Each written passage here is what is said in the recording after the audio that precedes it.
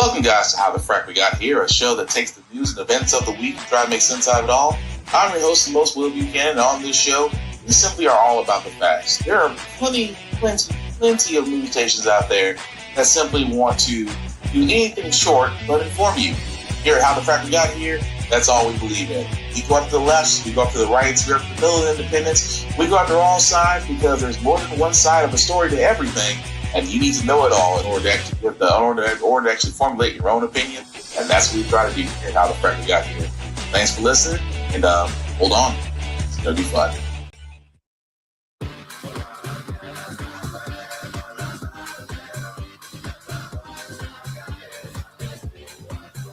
God bless America! Benito, how was it out there? How was it? That was great. Bad Bunny's Apple Music halftime show ripped apart by Donald Trump on Truth Social as, quote, one of the worst ever.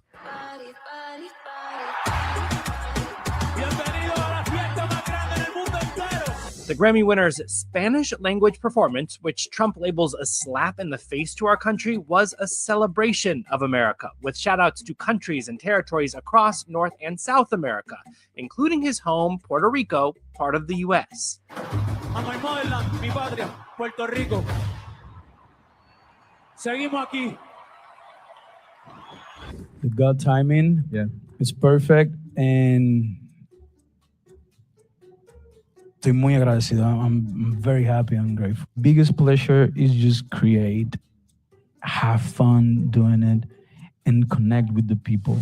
The president taking offense to Benito's Spanish writing, nobody understands a word this guy is saying, calling it an affront to the greatness of America, and seemingly confirming he did not tune into Turning Point USA's counter-programming, the Kid Rock headlined All-American halftime show. Si hoy estoy aquí en el Super Bowl 60, es porque nunca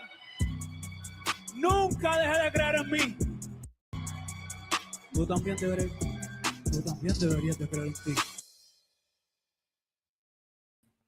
I don't know about y'all, but that was freaking beautiful. Yes, and of course, Diaper Donkey, I have a lot to say, but before we get to that, guys, today's date, February 11th, 2026, and this is How the Frack We Got Here.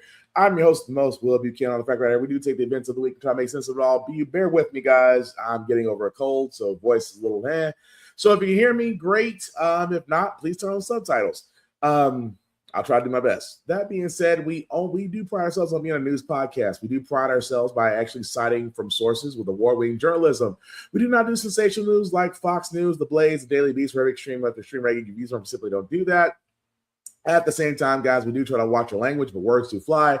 And there may be things that might be shown that might be too intense for younger viewers, so viewer discretion is advised. Aside from that, welcome. So, everybody, okay, let me put it this way. Bad Bunny's Super Bowl performance was, in my mind, a beautiful love letter to all of those people, to Puerto Ricans, to El Salvadorians, to Mexicans, and he included everyone. It was a beautiful, cultural, historical trip to view the side of a culture that not a lot of people know about. I thought it was beautiful to have him, Cardi B, Jessica Alba, Pedro Pascal, so many others. Even some historical musical figures were in there as well. I thought the whole thing was beautiful, even including the 5-year-old. That a lot of people don't remember, the 5-year-old that, got used by the Gestapo ISIS bait to pull his parents out. He was in the performance as well. And again, I thought all that was beautiful. But of course, if you go by the Fox side of things, they're not too happy, especially failed performer, terrible lip syncer, probably on meth by now, Kid Rock, as he speaks to one of the 3 douchebag heads of Fox News, Laura Ingraham. What'd you think of Bad Bunny? I know you didn't see all of it, but you saw some clips. Like most people, I didn't understand any of it. I mean, I saw there's a lot of dancers and a lot of big to-do stuff. And, he said he wanted to have a dance party. It looked like he had one. Not my cup of tea, but I don't fault that kid for, doing the Super Bowl, getting in front of a global audience. I fault the NFL for putting him in that position, you know, and turning point for having to come out and have an alternative for people to watch, you know. It's just poor kid. Really? Poor kid? See, this is why, first off, and I know we're about 5 minutes into recording, and I said I try to watch more Fanny, but I have no other way to say this. Kid Rock, fuck you. I mean, you haven't had a hit since ever. And to sit there and say the same thing that Diaper Don and a lot of you backwards, one limited language people, I couldn't understand a word you were saying. I couldn't understand a word you were saying. I can't enjoy it. Okay. Now, jokingly, Bad Bunny said, 4 months ago, he said 4 months ago, you got 4 months to learn Spanish because the whole thing's going to be in Spanish. And for all those that had trying to find the SAP button, trying to get subtitles on, hoping to God you can get a translation, I don't feel bad for you guys. I don't feel bad for you because it amazes me for a lot of you bleached, undereducated products of no child left behind idiots that you had a perfect opportunity to show what America was about.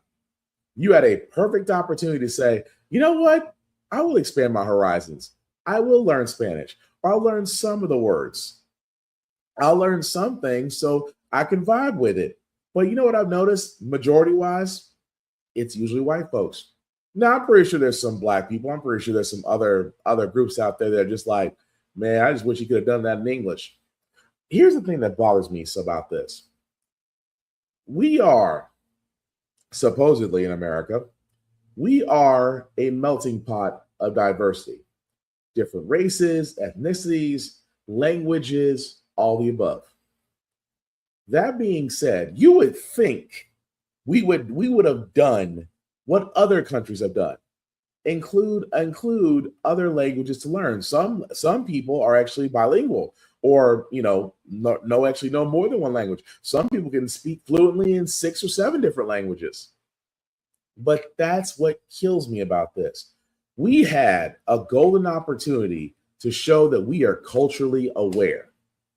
And for a lot of us, including myself that watched Super Bowl performance, I thought it was beautiful. I thought it was a love letter to their heritage and welcoming the door for everybody else that may or may not know these things. And I thought that was freaking beautiful. I loved it. Now, did I understand any of the words? Some.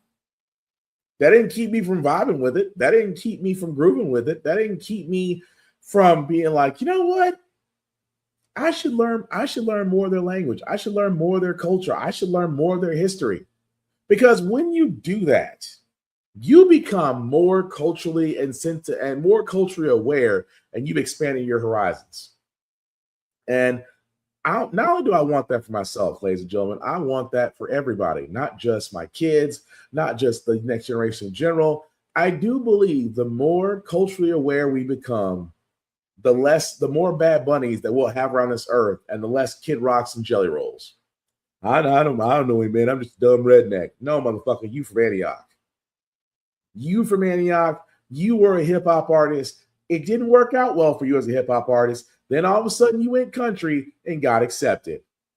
You're not a dumb redneck. You just know how to move differently when you know how to make money.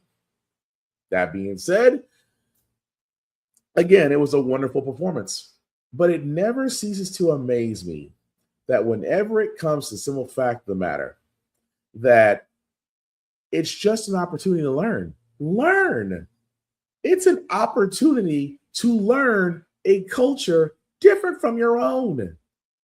That's it. And it never ceases to amaze me how lazy some Americans have become. I won't say all Americans. Some Americans have become. Oh man, it's in English. I won't watch it. But you'll go watch Kid Rock's failed lip sync, ba with a ba, Turning Point bullshit. Because that's all it was. Turning Point, I should say, Erica Kirk's new empire after she, suddenly stopped grieving about her husband. That was a travesty. And as they heard, Diaper Don didn't watch it.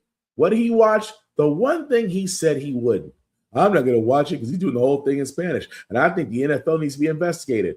As House Republicans are trying to call for an inquiry that a private organization has done. They're trying to call for an inquiry. Your tax dollars at work, ladies and gentlemen. And another reason why Republicans should be in office, especially these. But yeah, so he did it. So he did it in Spanish. So what? I'm going to be honest with you. I hope the next one, I hope the next Super Bowl is in a different language. I hope the next Super Bowl halftime show is in a different language.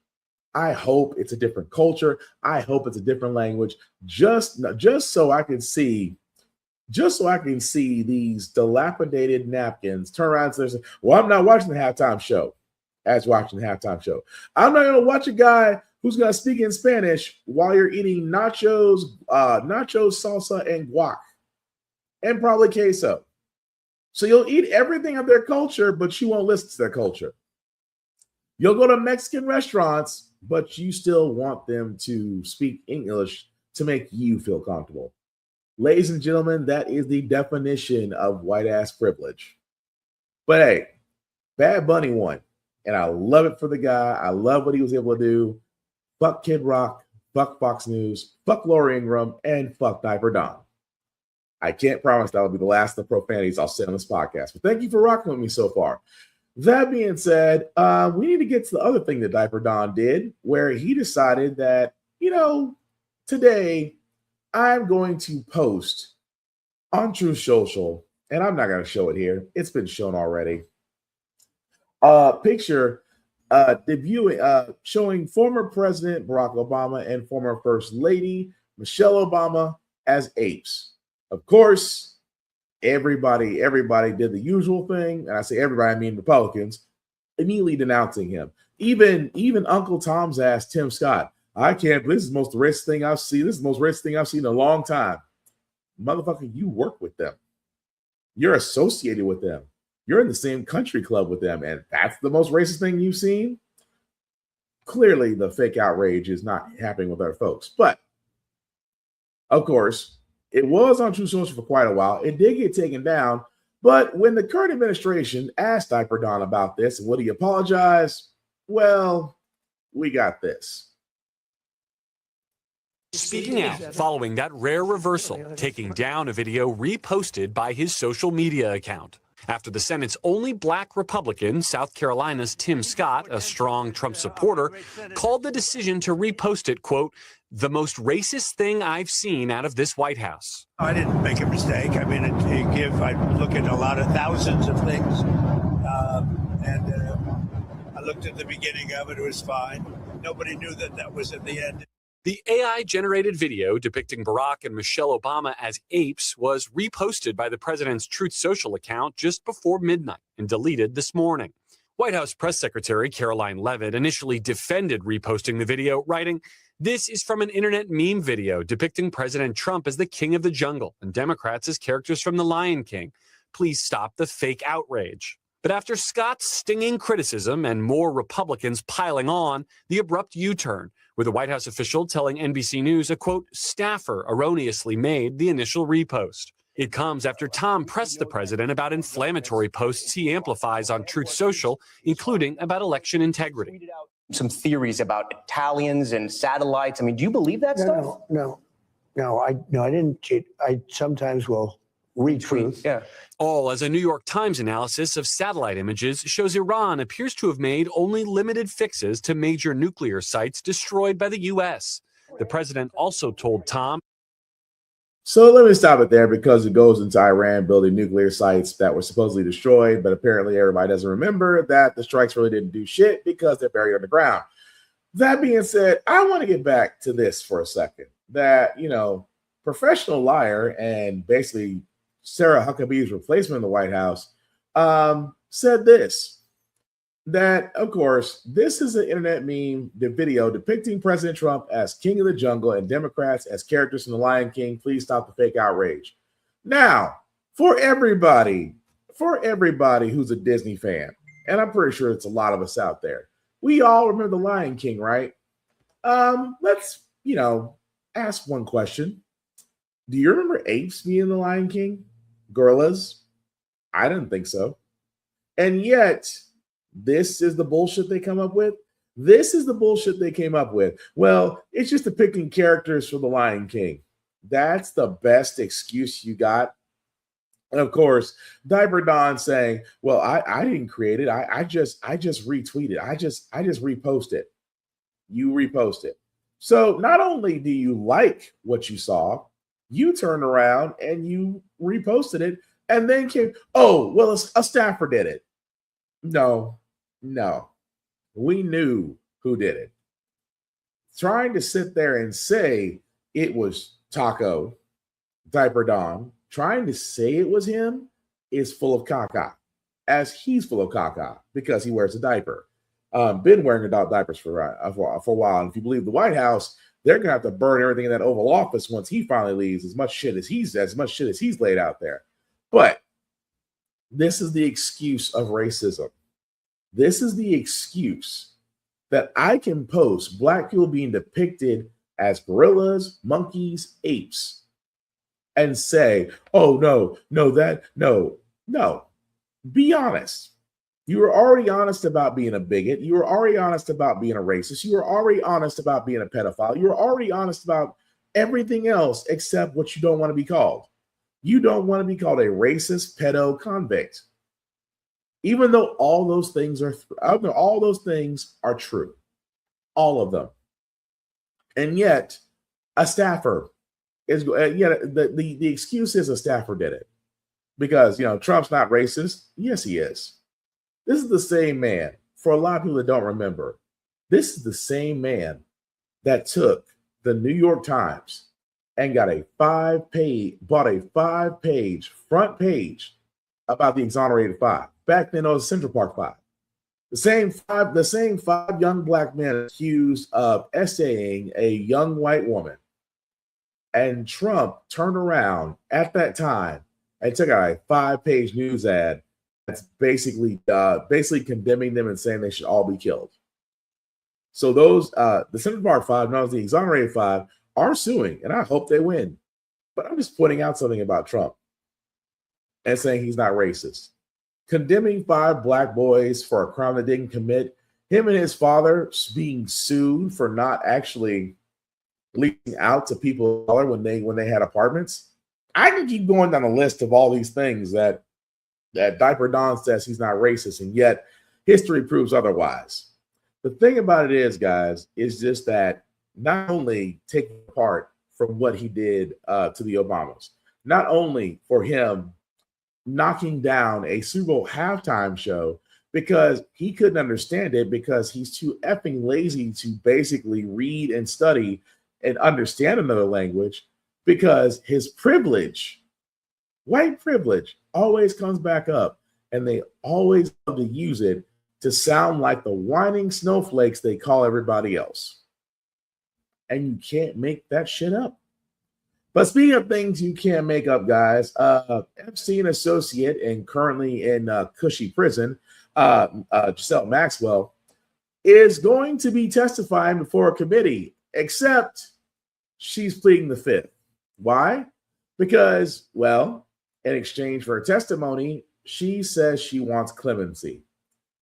How much you want to bet she's going to get it? One of Trump's top cabinet members remains under fire for his relationship with convicted sex offender Jeffrey Epstein.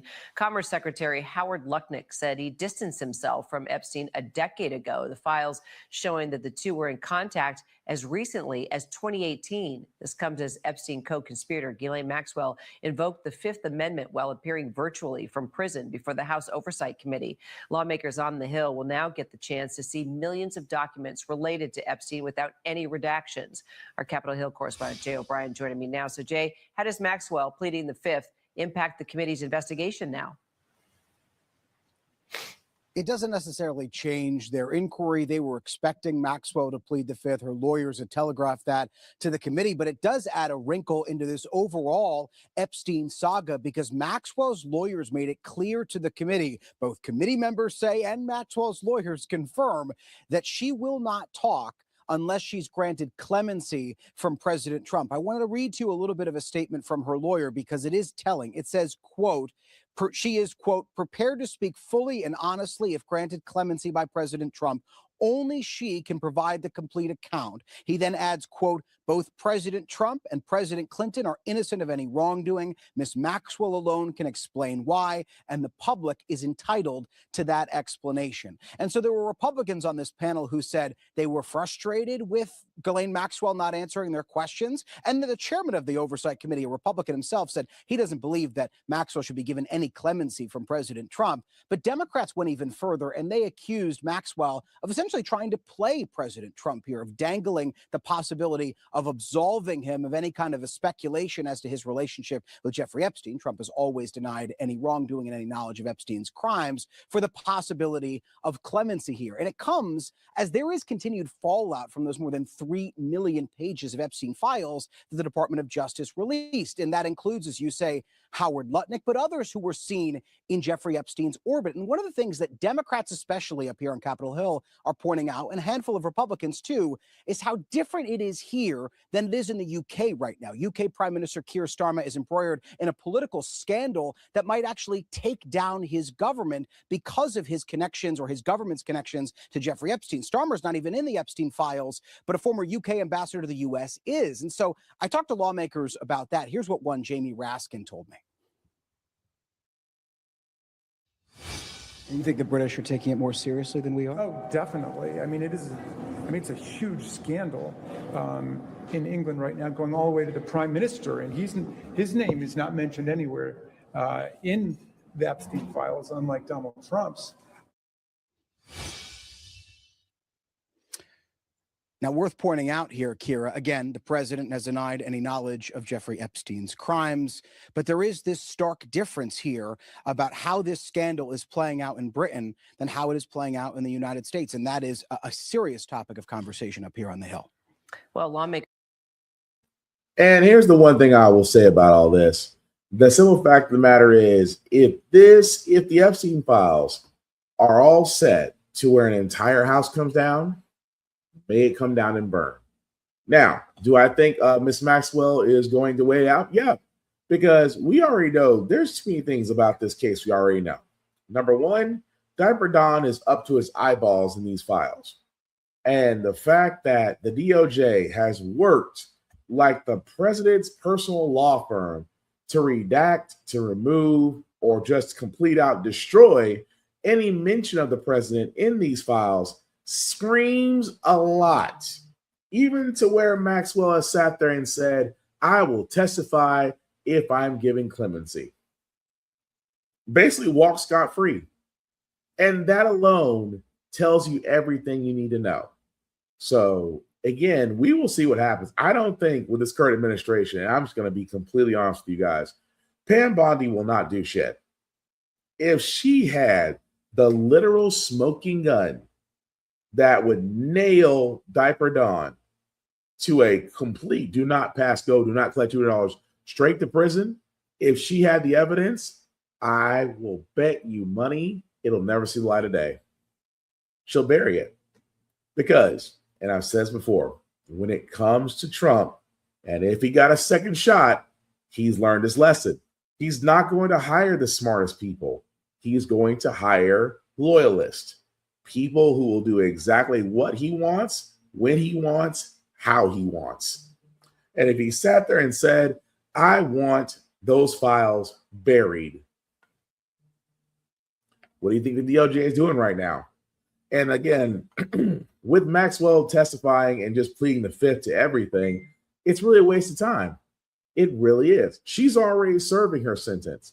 And again, the reason why, and here's the thing, the reason why Don isn't immediately giving her pardon, he looks guilty. I mean, he's already guilty, but that would just shine light on him and say, oh, he's definitely in it. But we know that. All the more so, the DOJ is the only roadblock because Democrats only got so much to look at the files.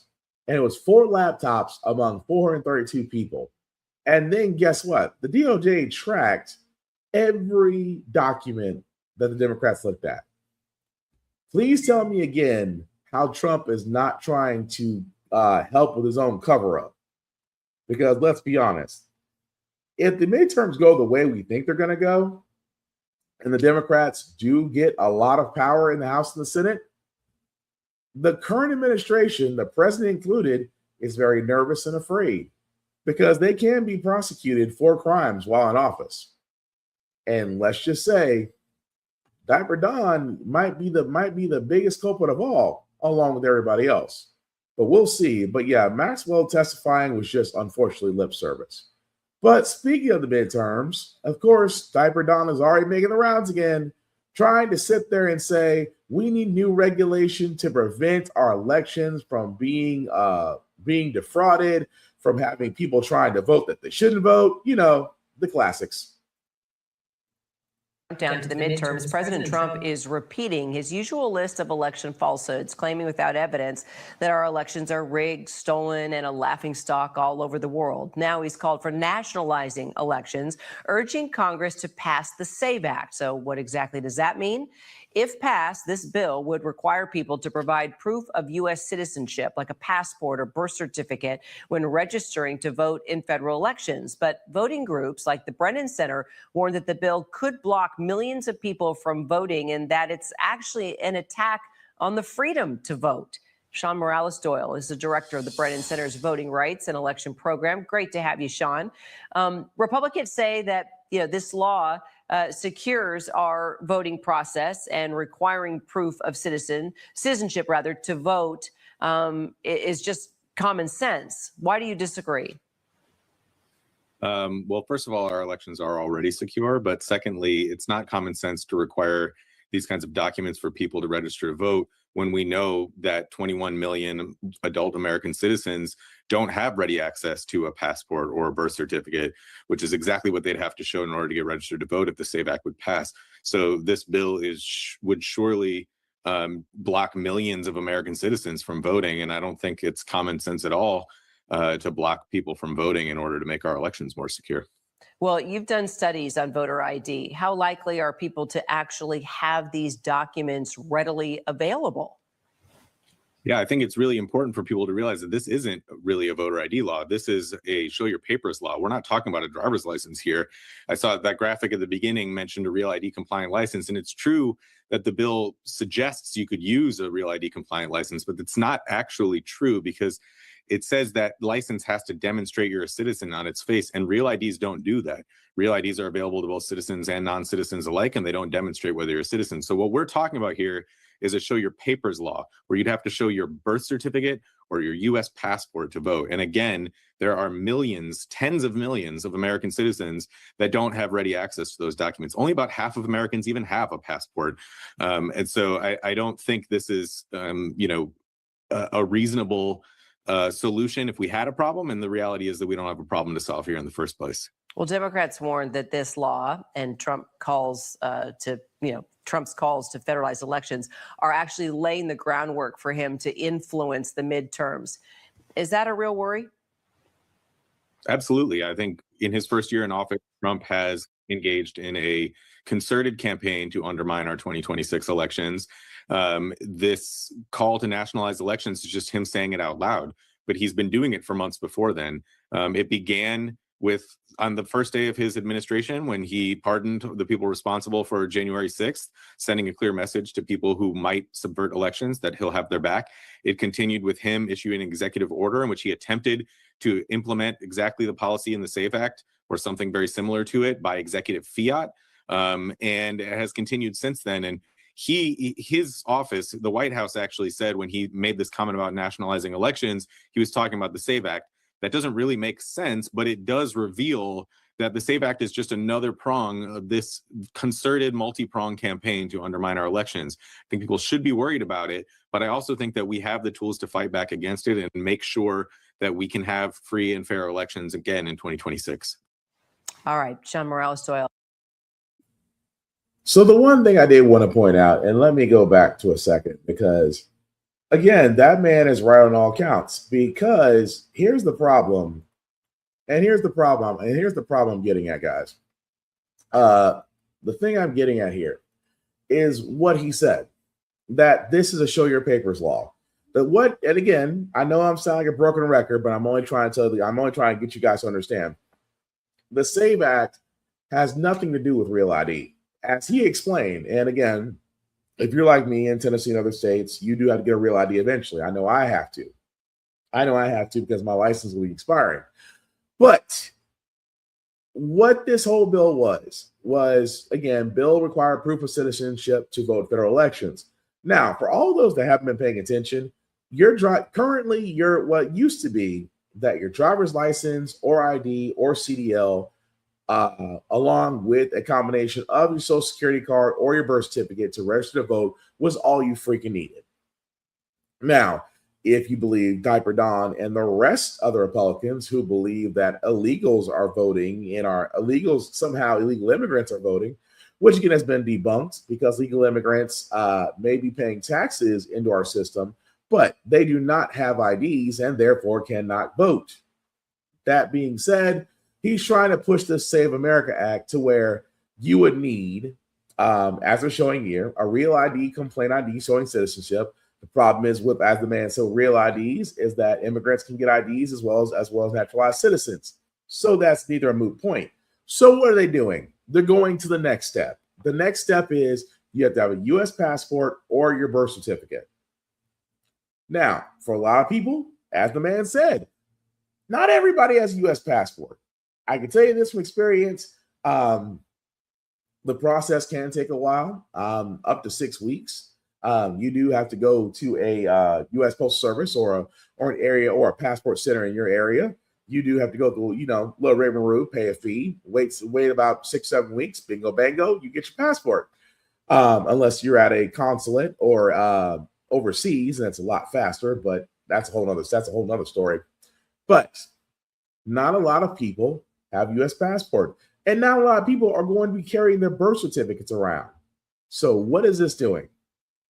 As we've said before last year, and we're going to be saying this year, as we get close to the midterms, ladies and gentlemen, they are trying to move the goalposts. The Republicans know that they are in freaking trouble. The Republicans know that people are tired. Taco's approval rating is in the toilet, below 30%, well over 60% disapprove of the way he's running the country right now. And that number is only going to grow. And Republicans are nervous. Trump is nervous because, again, like I said, if Democrats get the House, and let me stress this very carefully when I say this, Democrats are at this point, it's their race to lose. They can get the House and the Senate. Here's also what I'm saying. If they get overwhelming majorities in the House and the Senate, that's when Taco's going to be deathly afraid. Because impeachment of a president requires 2/3 of Congress to impeach him, which means that not only would Democrats need to get well over 70% of the House, well over 70, they would also have to get close to, and here's the thing, 70% of the House they would have to get. They would only need to get 60% of the Senate. So if you really think about it, Democrats only need 60% of the Senate, 70% of the House. If they get those, they have overwhelming majority and the 2/3 they need to move for impeachment and get away with it.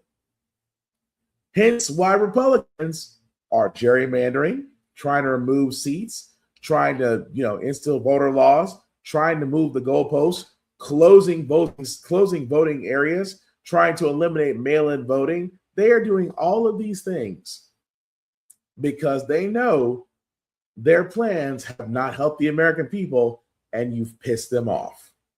So with that being said, it is going to be interesting these next 9 months because Democrats, all you got to do, the old guard has to go. Nancy Pelosi's already on her way out. Chuck Schumer should be shown the door and let the women lead. You do that, Trump's good is gone. And I'll put money on that. But speaking of Trump, because he wants to put his name on every goddamn thing, he is now launching a new online drugstore called Trump RX, to where you can get prescription discount, where you can order your prescriptions at prices. If it's like everything else that Trump has put his name on, you won't see your prescriptions for the light of day.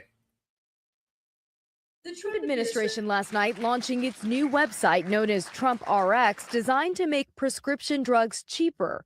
Dozens of the most commonly used prescription drugs will be available at dramatic discounts for all consumers. The website does not sell medications directly. Instead, it offers pharmacy coupons like this or discounts through the manufacturer.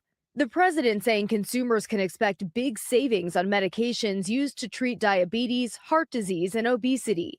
For example, the popular weight loss drug Wegovy will be discounted to about $150 a month, down from an original price of more than $1,300.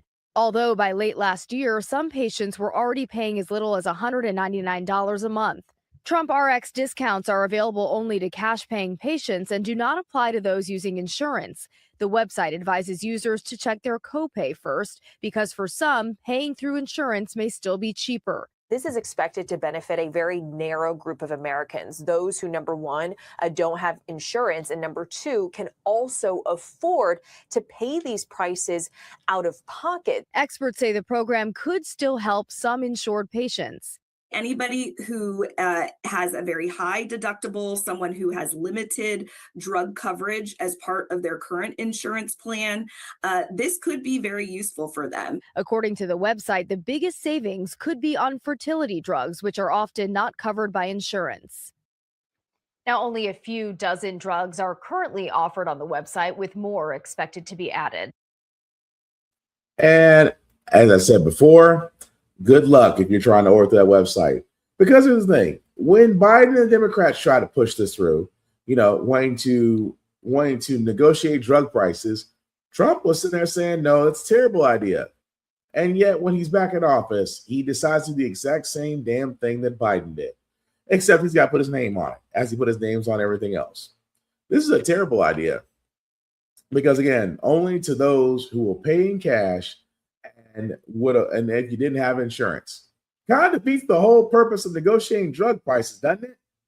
At the same time, in this day and age, who can afford to pay more in insurance when health insurance is a for-profit business and it's a casino business? And just like all casinos, the house is winning. And like the rest of us that, pay out of our jobs or just pay out of pocket, we're getting screwed. We are getting screwed every time. But you want to make this seem like it's a great idea. Honestly, it's not, because you will be paying more in prescriptions. You will not be paying less. At the same time, health insurance is still a problem because Republicans are trying to repeal Obamacare any which way they can. And at the same time, guys, folks are still not getting the care, the medicine, the help, therapy that they need, because Republicans are going to do what they do best. They are going to cash the checks that lobbyists from the biggest healthcare companies give them and try to sit there and say they're not the problem. Ergo, Trump doing a discount website that is no different from GoodRx. Just saying. But moving right along, guys, I did want to cover the story as well because former Madam Vice President Kamala Harris rebrands her campaign. Is she coming back? And if she is coming back, are we getting another run at being president? Harris is reactivating her campaign's social media accounts. Harris announced the move in a new video this morning, saying she's excited about it. So Kamala HQ is turning into headquarters, and it's where you can go online to get basically the latest of what's going on, and also to meet and revisit with some of our great, courageous leaders, be they elected leaders, community leaders, civic leaders, faith leaders, young leaders. I'm really excited about it. So stay engaged, and I'll see you out there. Aides say the rebranded accounts will be affiliated with, but not run by, the former vice president. ABC News political director Avery Harper is here for more on that. So, Avery, how will this work and what impact could it have? Right. This is about building digital infrastructure. When I talk to those close to the former vice president, they say this is an effort to push Democratic messaging in places online where the party has really struggled to compete with progressive voices, has struggled to compete with Republican voices as well. And so if this does work, it does give Democrats a megaphone, essentially, for messaging in places that they have not been able to reach young voters, particularly those who are increasingly online. So what does this tell you about Harris's plans for 2028? Well, it doesn't tell us all that much yet, right? There's no declaration here saying that she is now going to run, but it does signal that the former vice president, is finding ways to remain politically active and relevant in the case that she does decide to run in 2028 or beyond. Meanwhile, Avery, the Supreme Court is allowing California to go. So I got to be honest.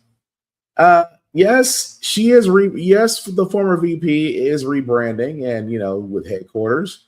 But let's play a game of what if. Let's play that game. Let's say the former Madam VP decides that she wants to run for president again.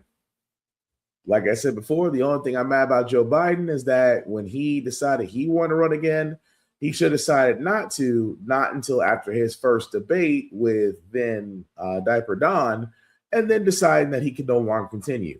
I really do think he hamstringed Harris. Harris had to run a 2-year campaign in less than 9 months, and that was completely and utterly unfair. That being said, she did show herself well in debates and sat there, and the one debate that she actually had. And I think she would have actually made a great president, a great first Madam President.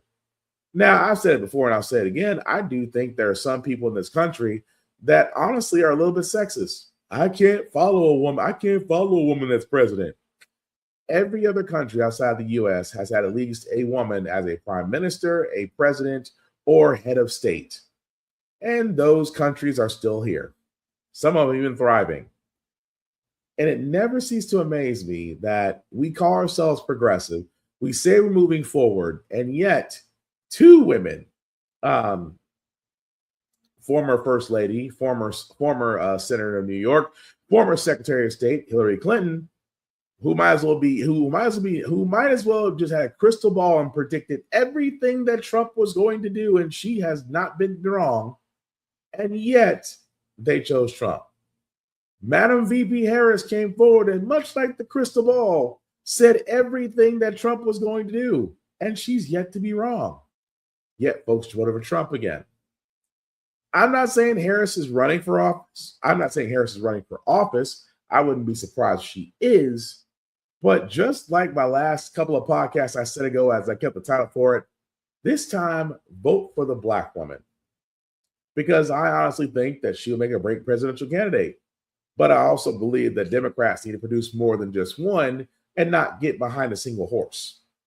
But like I said, for the Democratic side, if they need to turn to the women who are being progressive with a bold progressive agenda and push forward on that, while the moderate centrist Democrats need to retire, because Congress is nothing more than a nursing home with power, and that's scary that one of those guys who should actually be in a hospice right now is currently the president, shitting in a diaper. But we will see what she does. Like I said, it's 9 months. We will see. Moving right along, guys, we're covering a story that we covered a week ago about New York nurses going on strike, 15,000 to be exact. And we actually have some news from that. And like I said about most strikes, if you pay the people, they always come back. And you should have paid them. You should have done right by them in the first freaking place. It's a busy Monday afternoon. We're going to begin with a major relief for thousands of striking nurses and their patients. A tentative agreement was reached with Montefiore and Mount Sinai, but the strike continues for more than 4,000 nurses at New York Presbyterian. Eyewitness News reporter Darla Miles outside Mount Sinai on the Upper East Side with the breaking developments. Darla. David in San you can see we're outside of Mount Sinai, and there are a number of nurses out here, but the volume of nurses clearly a lot fewer after reaching that tentative agreement. I want to go right to what they have agreed upon so far, those sticking points, the things that have ended this 29-day nurses strike for 2 different hospitals. Right now, this tentative agreement is really important after certain nurses decided they were going to stick to their guns. So for Montefiore and Mount Sinai, they have agreed upon safe staffing, health benefits, protections against workplace violence, limits on AI, and a pay raise of more than 12% over 3 years. Now, let's talk about New York Presbyterian, which is still striking. There's still 4,200 nurses there who have not reached an agreement on one key point. That is the safe staffing issue. As you remember, this strike started 29 days ago at all 3 hospitals, and it was never expected to go this long. This is now the longest strike in the history of the New York Nurses Association, but they did not waver on any of their points, mainly the workplace violence after a number of incidents here at New York City hospitals, and they wanted that patient ratio, the patient to nurse ratio be lower, especially because that really leads to the standard of care. But again, live, you can see some people are still out here striking. They're still making noise. The scene in New York Presbyterian might be a little different right now, but you have a lot of support for the nurses strike. You had a lot of people come out here to support nurses, newly elected Mayor Mamdani. But this is big news. 2 of the 3 hospitals now no longer striking, reaching a tentative agreement. New York Presbyterian still under negotiations. And I've been saying this the entire time. If you simply pay people, they'll come to work. It's not that freaking hard, especially if you think about this one right here. All they wanted, tentative agreement, safe staffing, health benefits, protection against workplace violence, limit on AI, pay raise of more than 12% over 3 years. You know what I got out of all that is better benefits, better pay, better protections at work. And they would come back to work. And this kind of goes back to what I was talking about, guys. This comes back to what I was talking about when I was saying about these healthcare companies, these hospitals that are ran by corporations. They only see profit. Even then, New York Presbyterian is still striking, 4,200 nurses. And the whole thing was safe staffing. Because again, I know some nurses, and I always say it best. The stories they tell me of dealing with patients that are violent, that are disturbed, and they don't always get the help that they need, but they're still expected to do their jobs, which I think is crazy. And not to mention, for the simple fact of the matter is, it wasn't too long ago that we praised them, didn't we? Oh, these nurses are these nurses, these first responders, these people that keep these businesses running, grocery store attendants. You guys are essential workers. Did we give them pay? Did we give them better benefits? Did we give them raises? Did we really show our appreciation the best way we should have done it better, that we should have known how? Because as constituents, yes, we applauded them. Some of them may have actually gotten cards or words of encouragement from us. Their companies that employed them should have done right by them. Hence why New York nurses, at least two out of the three hospital care systems up there, the private ones, are expecting the nurses to come back to work, while one is holding out because, let's just be honest, they don't care about the nurses that much to where the nurses don't feel safe to work there. And I'm sorry, I'll say it once, I'll say it again. You can have doctors, you can have staff. You cannot run a hospital without nurses. You can't run a private practice without nurses. You can't even run an urgent care without nurses. So if I were y'all, pay them and give them what they need so they can help others and you can keep your profits going, because it won't take away from your profits to actually pay people the right way, livable wages. You'll still turn profit. Don't believe me? None of these corporations are complaining about having a slow season. That's all I'm saying. But as one strike is partially ended, another one is gearing up for teachers in San Francisco that are going on strike because, surprise, surprise, they're not getting what they need. And education is essential. And today they see our power! After 11 months of negotiations, San Francisco teachers are on strike. The district's giving us numbers that just don't add up. San Francisco educators said they want a 4.5% increase in wages each year for 2 years. Initially, the district offered 2% raises for the next 3 years, but now it has offered 3% each year for 2 years. Superintendent Maria Su said the district is trying to avoid further cuts to schools as it faces a $100 million budget deficit for next year. San Francisco Unified School District does not have unlimited funds. We are managing a structural deficit, and we are currently still under state oversight. The district has also offered $24,000 in a health benefit allowance, which the educators union spoke out against on Monday. We're looking for fully funded family benefits.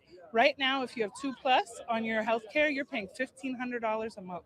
Nearly 50,000 students did not attend class on Monday. One of them is 8-year-old Santiago Garcia. His mom, Yerenia Tavares, is a janitor at ABC 7. Yeah, I have to bring it because I don't have nobody to take care of them. Yerenia woke up her son today and broke the news to him. School was closed indefinitely. Was it hard to wake up and have to come here today? Yeah. And today they And what it comes down to, folks, is just that it comes down to pay. I always love how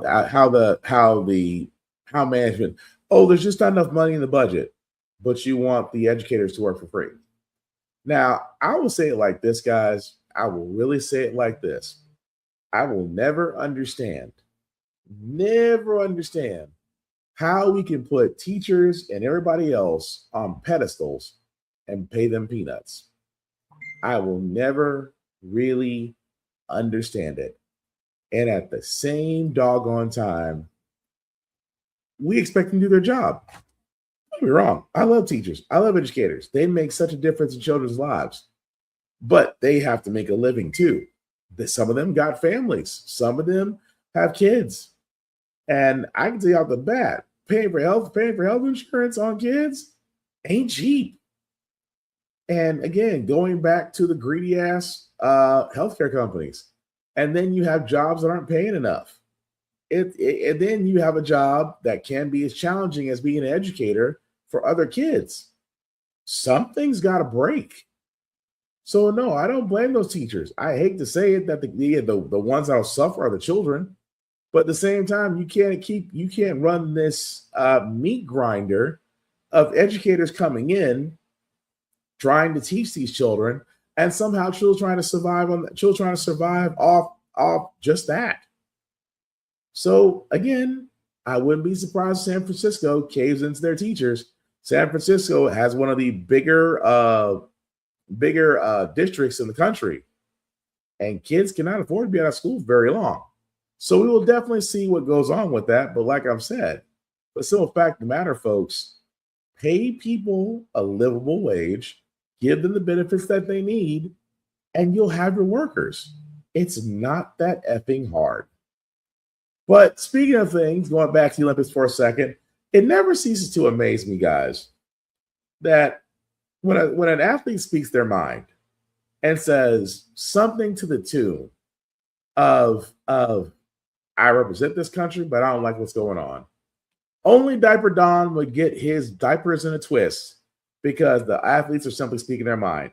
Like these two skiers, when asked about, representing the country, which again, these are U.S. skaters, but I'll let them speak for themselves. As Americans struggle with the heated debate about immigration enforcement tactics and public safety here at home, some of the U.S. athletes competing in the Winter Olympics in Milan have acknowledged the complicated feelings they're navigating as they represent their country on the biggest stage in global sports. It brings up mixed emotions to represent the U.S. right now, I think. It's a little hard. There's obviously a lot going on that I'm not the biggest fan of, and I think a lot of people aren't. Just because I'm wearing the flag doesn't mean I represent everything that's going on in the U.S. I love the USA, and I think I would never want to represent a different country in the Olympics. With that being said, you know, a lot of times athletes are hesitant to talk about political views and how we feel about things. I feel heartbroken about what's happened in the United States.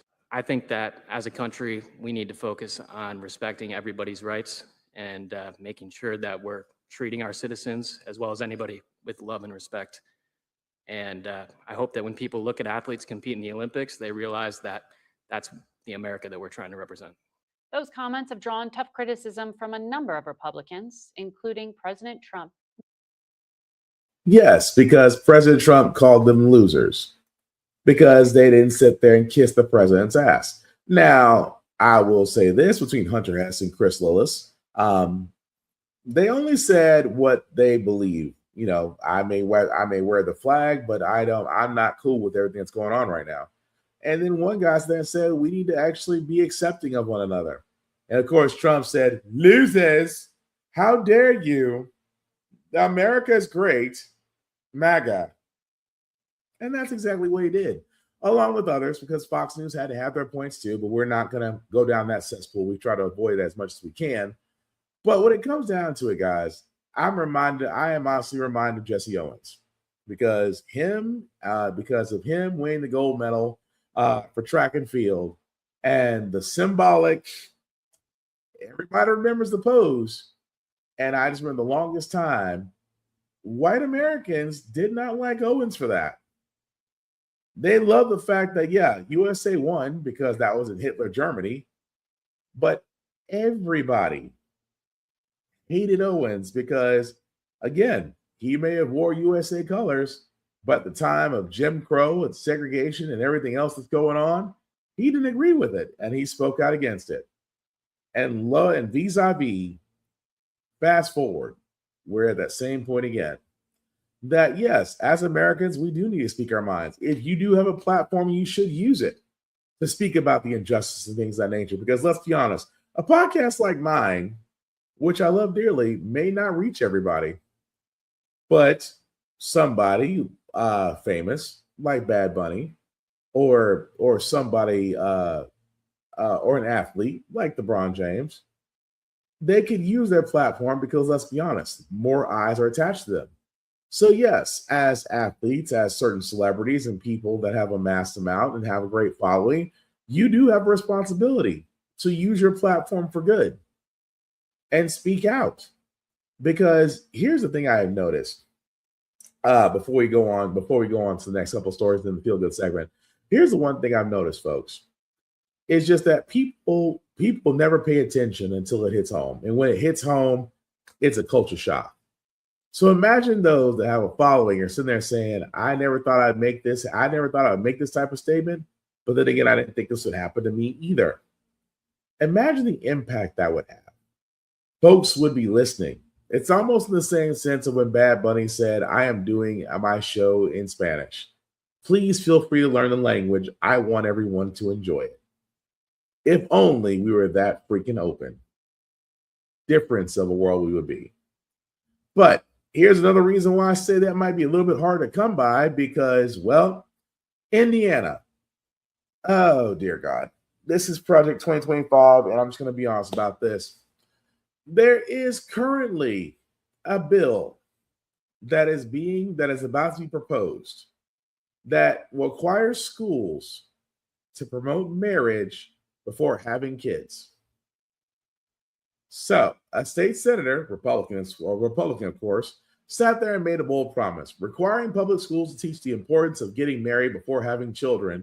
And because of that, all students will prosper later in life. What the frack? Because this is supposedly a concept, success sequence. It's supposedly a 3-step formula touted by conservatives for boosting young people's chance of financial stability. First, obtain a high school diploma or higher. Second, find a full-time job. Finally, get married before having children. If you wonder who this came from, American Enterprise Institute, the Institute for Family Studies. That's where it came from. And it never ceases to amaze me that it's all Project 2025. You know why? Because the simple fact of the matter, guys, is this all comes from the thing of we have to ensure that the white baby fertility rate or baby rate increases. Because birth rates for white people have significantly decreased. So what do? Oh, we go back to basics. Let's go back to the 50s. Let's put women in the home. Let's not let them get secondary jobs. Let's not let them do anything without a man. Let's make sure they stay barefoot and pregnant. We're going to need more white babies. So what do? You literally go to one of the whitest states in the United States. You go to where it's conservative and possibly religious, and you indoctrinate. And this is why I sit there and say that when it all comes down to it, it's just trying to repopulate their numbers because their birth rate is declining. At the same time, conservatives, being the party of small government, wants to use government to impose their beliefs on everybody else. And that, ladies and gentlemen, is indoctrination. Now, of course, this is still being proposed. It has yet to make it to the floor, but if it does, God help people. But the last one I got, guys, is pretty much a quick one because Trump has a nominee for the Fed chair. And lo and behold, his nominee wants to lower interest rates. Surprise, surprise, surprise. Let's get to the Fed. Is there any doubt in your mind that interest rates are going to be lowered? Not much. Why? How can you say that? I just think they're going to be lowered. I mean, they should. Is your new Fed pick on board with that? We're way high. Okay, we're way high in interest. We have now, with me and with all the money, I've always been good at money. And with all the money coming into our country, we're a rich country again. We have debt, but we also have growth. And the growth will soon make the debt look very small. Because it's the greatest way, you have two ways. You can cut, and we do that anyway, and we did that. You know, we got rid of hundreds of thousands of federal workers. Yeah. And those workers went out and got themselves jobs in the free enterprise system. And you know what? That's called making America great again. We had 10 workers in the federal government for every single job. When the Democrats go in, they hire. I could right now give you the best employment numbers in history. You know what I do? Go out and hire 2 million people, put them in the federal government. Does your new Fed I pick, do the opposite. Yeah. Does your new Fed pick understand that you want him to lower interest rates? Oh, I think he does, but I think he wants to anyway. I mean, if he came in and said, I want to raise them, if he said that, he wouldn't have gotten the job. He would not have gotten the job. That part right there. That part right freaking there. If your new pick for the Fed chair sat there and said, no, I will not cut interest rates. You heard it from Diaper Don's second mouth of shit. He would have nominated him. Because, again, guys, when it comes down to it, Trump was not very good with money. This is the same man that bankrupted 6 casinos. Let me stress this again. He bankrupted 6 casinos. Casino, a literal foolproof way of making money, and this man bankrupted 6 of them. And yet you're good with money? And then the whole mess of, well, we created the greatest economy. No, your big, beautiful bill in tariffs have added $2.3 trillion to the national debt. Faster than any president in human history. At the same time, why do you want to lower interest rates? To access to money. He wants access to money. He wants access to where loans can be given out. You know why? Because he's looking at the U.S. Treasury, folks, like another piggy bank he wants to break. This and not to mention, this is the same guy who is currently suing the U.S. Treasury and the IRS because his tax returns got leaked. The same guy. And now, because he doesn't like Jerome Powell, because Jerome Powell checked him. And I'm not going to lie. I wish journalists would check politicians when they say stuff like that. He said a lot of bullshit. At the same time, I'm just like, no, bring up the numbers. Because if you're trying to look for job numbers, you haven't said shit about job numbers. Well, since the last time you said the numbers were cooked, and you fired the labor statistic person for that, and brought in your own, and the numbers were still the same. So what now? See, I wish journalists would check politicians because they should be checked. You don't get to bullshit your way through an interview and then at the end of it all say, well, I could show you. No, because if you could, you'd be taking victory laps right now. The fact that the economy is in the toilet, inflation is high, you've added more debt to the national debt, to which Republicans keep on talking about, and think that you're winning. Sir, you're about as full of shit as the diaper you sit on right now. That's all I'm saying. But we're going to move on to our feel-good segment, guys, because usually how the Frack We Got Here, we usually cover a lot of things that are doom and gloom.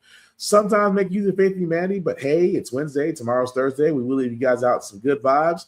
And it is Black History Month, although it really should be Black 365. I encourage everybody, whether you're black, white, brown, or polka dot, there are so many stories out there about Black people that aren't being told in history books or everywhere else, unless you're in a library. But I encourage you to go out there and discover a fact that you may not know about. Like, for example, the story I'm about to play is a history on the fact of cowboys. Because, yes, contrary to popular belief, the first cowboys, Black. Welcome back to ABC News Live. First, we are celebrating Black History Month by honoring the legacy between Black Americans and cowboy culture. The Connecticut group Ebony Horsewomen Incorporated is educating kids about that often overlooked part of history, while also training the next generation of Black equestrians. And now the group's founder has opened the Mary Fields Horse and Heritage Museum in Hartford. And Ebony Horsewoman Inc. founder Patricia E. Kelly is here with more on that. Hi, Patricia. Happy Black History Month to you, and thanks so much for coming on. Thank you. Good morning. It's my pleasure. So the Mary Fields Horse and Heritage Museum is named after Stagecoach Mary, who's a legendary figure in Western history. Why this name? What do you want people to learn about her story and the history of Black equestrians in general? Right. Well, she was an incredible woman. I feel connected to her in a lot of different ways because of course, the culture of, naturally, but also that she was a woman who was very much alone, unfortunately. She had no parents, well, of course she had parents, but disconnected from parents, disconnected from siblings. She had no children. She was in the world alone. But yet she did incredible things. As you know, she was hired by the U.S. Postal Service to deliver mail in Montana, something that the men couldn't do, which was quite amazing. So she was a woman not to be forgotten. So we're so happy that we were able to bring this museum about in her honor. And not only that, the Cowgirl Hall of Fame Museum and Hall of Fame in Fort Worth, Texas, also inducted her into their museum. I know you also started the only magazine to celebrate Black equestrians, and the Black Boots Awards. Why is this topic so important to you? Why do you think people need to know about this history? Because it's American history, number one. I think one of the greatest icons of America is the cowboy, which originally started with the Black horsemen who herd cattle. That term was created, unfortunately, it was a derogatory term, but it was to establish the difference between the white herdsmen and the Black ones. So they were called cowboys instead of cattlemen, cattle hands, cattle pokes. This history is at the beginning of the development of America. And now that we're celebrating our 250th year, it's incredibly important that our children know who, what, and how it all started. And it started, most of it, with the development of, bringing cattle across the country for feeding, but it was done by mostly Black equestrians, Black cowboys, as it was. And so coming forward, The Black equestrian is found in every discipline of equestrianism, and that needs to be celebrated, needs to be known, needs to be taught, needs to be celebrated, not just in Black History Month, but because it's American history, it needs to be taught all the time. You say this also transfers to life skills. How? Oh, very much so. So I always say that horses make humans more humans. So the practice of empathy, to understand the lifespan of other living beings on earth. And not only that, the horse is so intuitive, to create a bond with the children or anybody, that they begin to understand, the essence of life, which is more than stuff that you can buy and stuff that you can sell, but the creations and intimate relationships between animals and horses. It also gives the children a lot of information about equine science, which helps them to develop their careers in the future, to see what kind of careers normally not thought of that could be very, very open to them, and something that could be very rewarding as well. So it goes from the healing and the empathy, but also the knowledge of that can help develop careers in the future. All right, Patricia E. Kelly, we appreciate your time today. And I thought that was pretty cool. The fact that we're actually seeing a museum of ebony horsewomen and Black equestrians. Like I said, there are so many more stories out there that honestly need to be told. And like I said, just don't wait till February, guys. Please, with the abilities that we have, learn about Black history. At the same time, learn about different cultures. Be like Bad Bunny, not like Kid Rock and Jelly Roll. That being said, that's going to do it for this podcast. Thank you all for liking, for watching, for letting people know this is live. I certainly appreciate that from the bottom of my heart. I apologize for my voice. I hope it gets better because I'm so ready to get over this cold. But thank you for rocking with me. That being said, shameless plug before we do get out of here, guys. Shout out to APR TV. Why? Because How the Frack We can be seen on APR TV. You can definitely get it as an app on the Roku device or Amazon Fire Stick, but definitely check them out at APR TV or alwaysprogressivecore.com. Blurred Station. I've been talking about Blurred Station for not going on 2 years. A streaming site that has content for us, by us, television, movies, music, you name it, they have it. And they're going to be at BlurredCon this year in DC, March 6th to the 8th. If you are a person that wants to have your advertisements on our live BlurredCon stream, simply put, go to blurredstation.com, click on the live stream, scroll on down, and you can see where you can advertise based on our 4-tier system. You can basically pick which tier will work for you. And of course, the things that go from there, and your product, your show, whatever you want to advertise will be seen on the BlurredCon stream for Blurred Station. But as far as Blurred Station's self-streaming service, $10.99 a month to stream on Blurred Station, and Blurred Station can be streamed on all smart devices. Definitely check it out. Also, check us out at How the Frack Got Here on YouTube. Literally put, if you type in How the Frack We Got Here podcast, we're the first thing that pops up. Like, share, subscribe, hit that bell notification. So anytime that we do go live or a new show is uploaded, you'll be able to know exactly when that goes on. And again, for all those that subscribe, thank you so much. But like I said before, none of this works without you guys. So definitely follow us here at YouTube on How the Frack We Got Here. And of course, How the Frack We Got Here on all socials. And as for myself, guys, Black_Spartan615. You can find me there. I usually talk to everybody. Just don't make it weird. I don't get in the habit of blocking people. And like I said, just keep it cool. That's all I ask. Also, I also want you guys to check out my compadres at Blurred's Eye View. Now, the reason why I say Blurred's Eye View is, well, basically because me and my compadres do talk about everything from there. You can definitely check out Blurred's Eye View on YouTube. That's right there. You can see that. And if you'll scroll down, you'll be able to follow us all directly from that page. Room Full of Blurs, my other show, Get Bit Podcast, Navy Montel, Geek by Heart, Show Quo, Lore of the Culture, and of course, Safari TV. You can definitely like and subscribe directly from the Blurred's Eye View podcast. And again, you won't be disappointed. Again, guys, as I'm wrapping this up, men in general, go get checked out. Please go to the doctor and keep up on your visits. Going to the gym is great. I know I enjoy it on a nightly basis, but apparently, guys, going to the gym and eating right is not enough. We have to get checked out, whether it's your prostate, kidneys, or things like that. You don't want something that can be a silent killer simply to take you out because you yourself thought you were not, thought you were tough enough to survive it. We all need medical care. We all need to get checked out. We all want to live longer. So let's do what's necessary.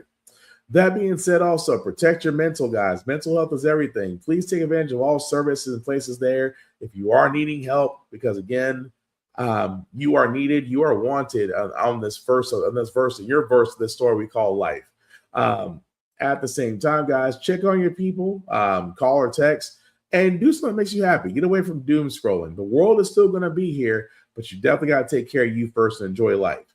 That being said, guys, the last thing I'll say about how Frack We Got Here, it's all about staying informed. We are not trying to reinvent the wheel, guys. We're simply giving you all the information, allow you to make up your own mind, but we do provide a positive perspective that goes along with it. We do better as society once we're informed. We're progressive. We move forward. We try to right the wrongs from our past and making decisions now that we should have done back then. Like electing our first black woman to the Supreme Court, electing our first black woman to the Federal Reserve Governor, electing our first black woman, hopefully one day, to be called Madam President. All great things. When we don't learn from history, we are doomed to repeat it. That's what we keep asking ourselves. Why are we electing different politicians? Why is everything all about our paycheck? Why are we electing different politicians, still the same old game in Congress? And most importantly, the Frack We Got Here. Thank you all for watching, guys. Please take care of yourselves and each other, and I promise we'll get through this. Live long and prosper, guys. Peace.